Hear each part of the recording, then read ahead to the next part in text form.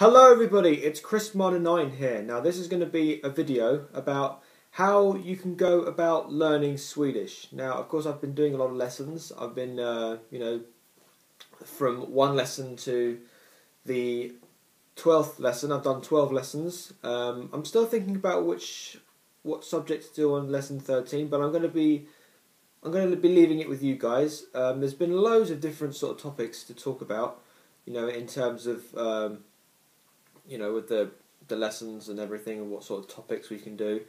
But in this video, I'm going to be telling you what sort of steps you need to take. Now, in what ways you can learn Swedish, and we're not talking about just Swedish here. We're talking about any language. We talk about maybe French, Spanish, if you learn Spanish or French.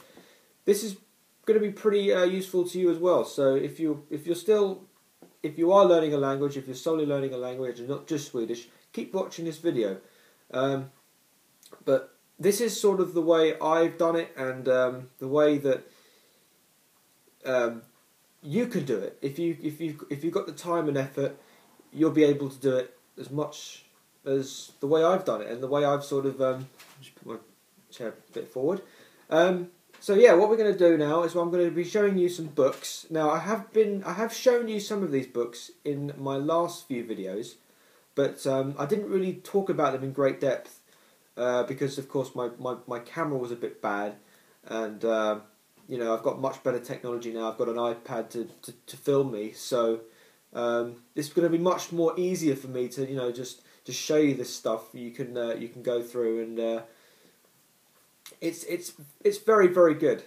But there are other things I want to. Before I do that, there are some things that you can do if you want to sort of get into the swing of it.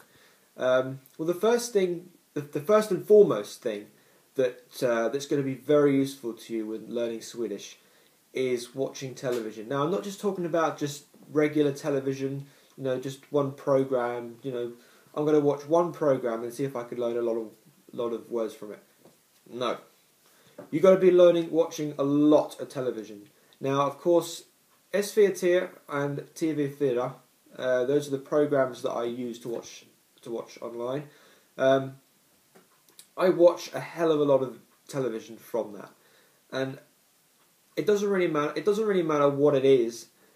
As long as you're listening to Swedish, as long as you're listening to what they're saying and how they're saying it, it's very easy to pick up the inflections on how they say things. And once you sort of get an eye for the way they speak and the way they sort of say their words, I mean, in the long run, when you're sort of learning it, you get an idea of how they speak, and and then once you get that, you'll know the dangers and how not to say things and how to say things. I benefited from it because people, when they say the words sjuksköterska, which is a nurse, if nobody had actually known the language, they would have probably said something like skorgi. But the more you understand the letters, and the more you understand the words, the better understanding you'll have of learning it and understanding the way they speak.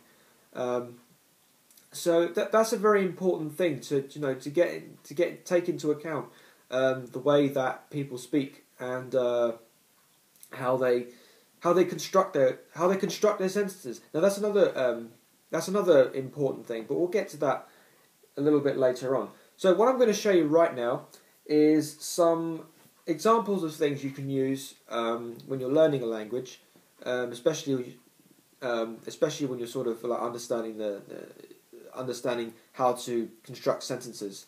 The first thing is probably the most important thing of anything, and that is a dictionary.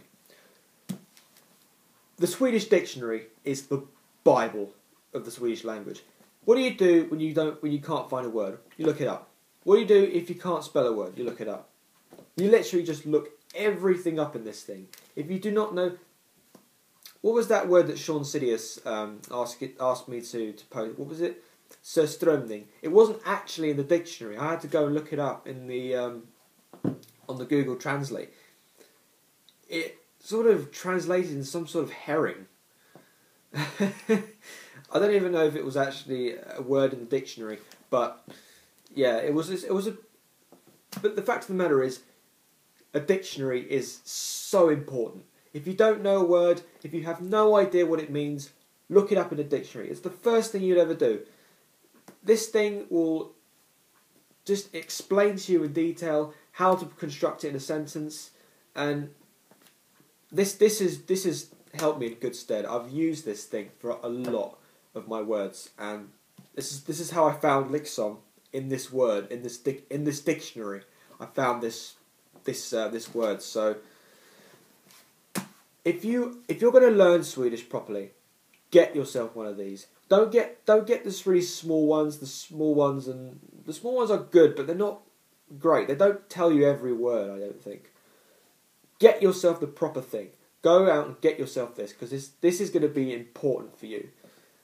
This book was a Christmas present from my mum a few years ago, and ever since then it has helped me a lot.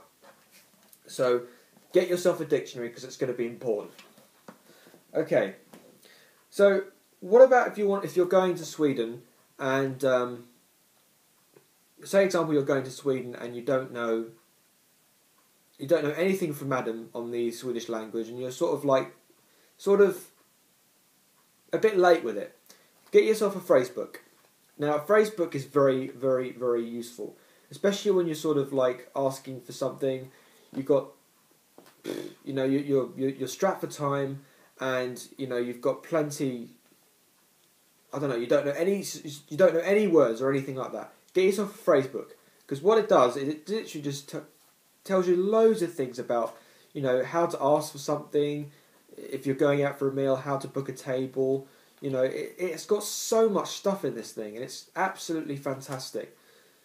Get yourself one of these.